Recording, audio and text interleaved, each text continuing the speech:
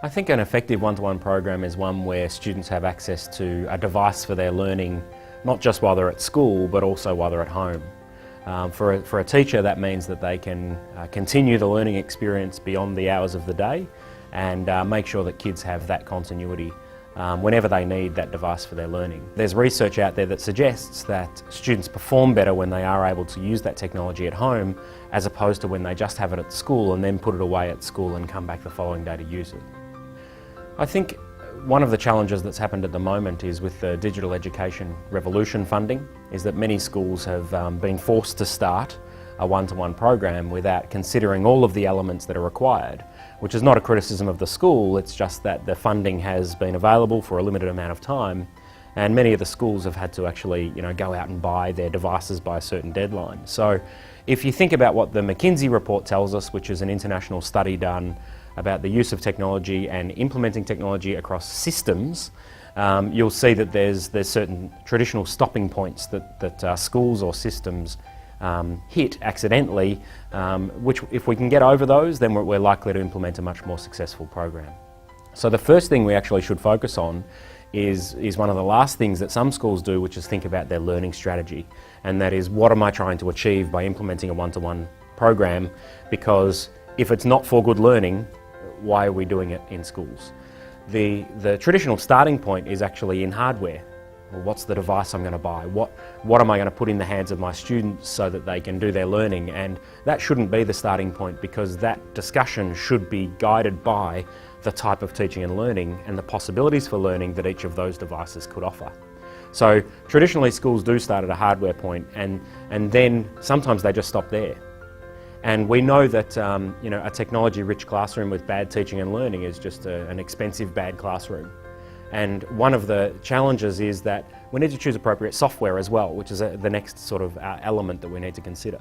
So the right software for learning can make a significant difference to the possibilities for teachers and the possibilities, more importantly, for students. The third thing that we need to consider, of course, is getting really good infrastructure, and that implies that we have wireless access throughout our campuses, that we have great access to the internet, and some schools get hardware, software and then infrastructure in place or connectivity and then stop. And we also know that that's not enough. The greatest challenge probably for implementing a one-to-one program is around the preparation of their teachers for the shift in teaching and learning required in that environment. And teaching is shifting significantly as a result of giving every student a device, especially when connected to the world's knowledge. One of the big challenges for many schools, especially at the moment because of the funding that we've had, is going back now and thinking about what is the best classroom practice to support that environment. And that might look very different to what it did look like 20 years ago or 30 years ago or earlier. So professional learning is obviously something that most people running a one-to-one program would invest fairly heavily in, because they realise that without the great teaching and learning practice over the top of the technology may as well not be in the classroom.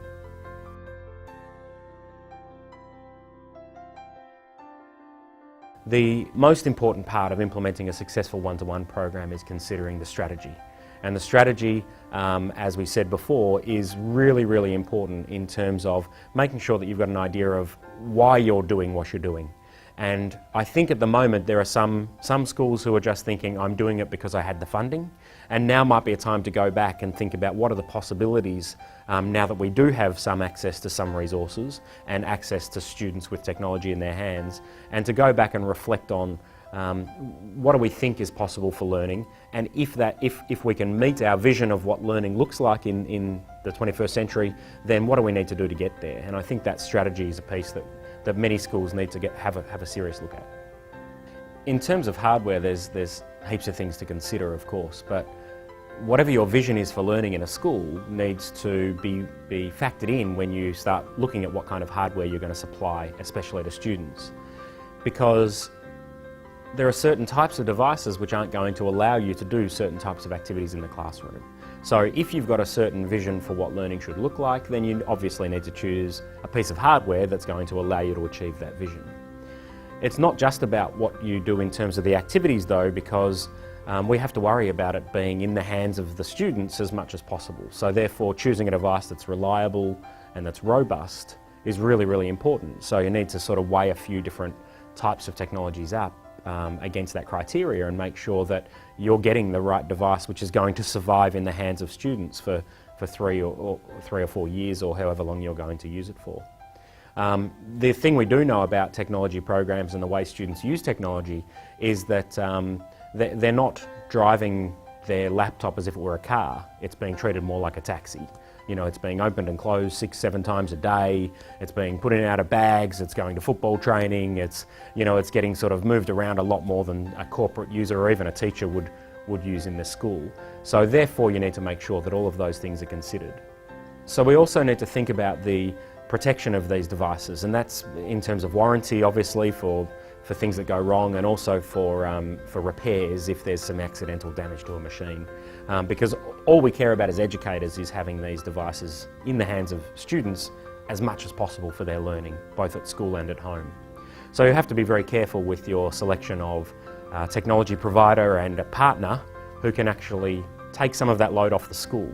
And when I was a leader in a school, I was always thinking about the idea of how much time were we actually spending in human hours to do that sort of work. And by selecting the right partner, you can make sure that the people within your school are focusing on what they should be, which is teaching and learning and student achievement. In terms of software, the most important thing is that teachers are involved in that process of choosing software that they know will enhance learning for their students.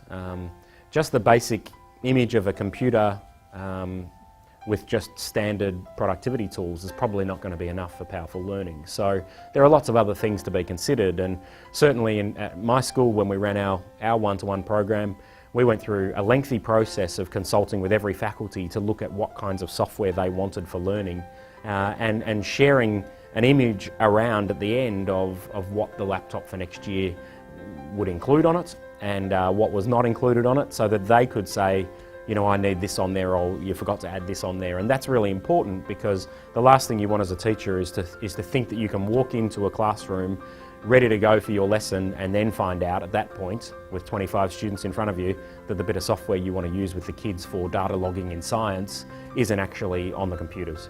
So consideration of the choice of software, but then also making sure you've got a structured process for how they're decided on and rolled out onto the machines is really, really important. Some people think that in terms of connectivity, that all we need to do is give kids an internet connection and they're away. But that's obviously not as easy as it sounds, because schools are actually running quite sophisticated networks of sometimes 1,500 users in one network at one time. And also users who are moving around, who, you know, unlike a corporate environment where they might be sitting in certain desks, it's a lot more complex than that. And the other challenge is that, of course, schools generally don't have the size of an IT team that a corporate would have.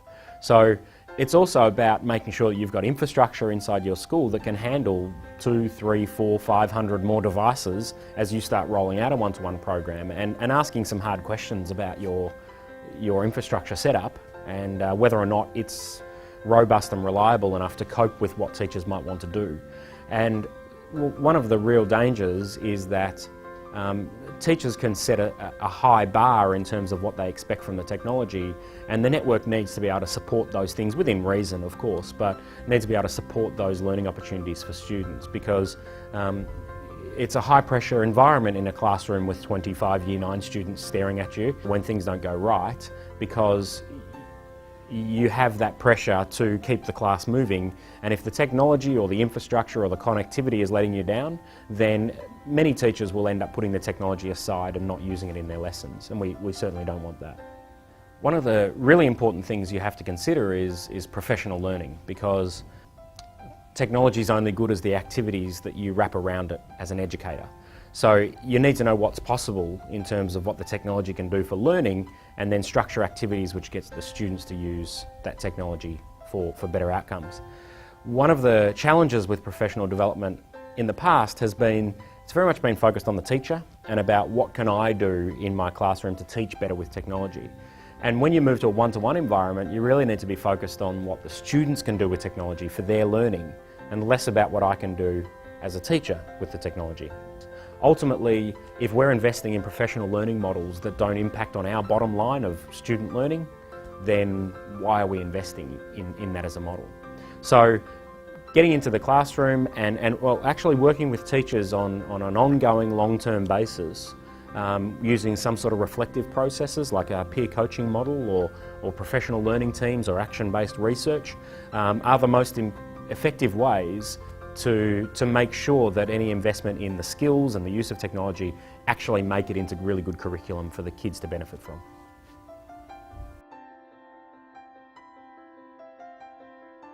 One of the most important things is your choice of partner if you're going to implement a one-to-one program, because this is so much more than just buying technology from a company and having it delivered to the school and then off they go.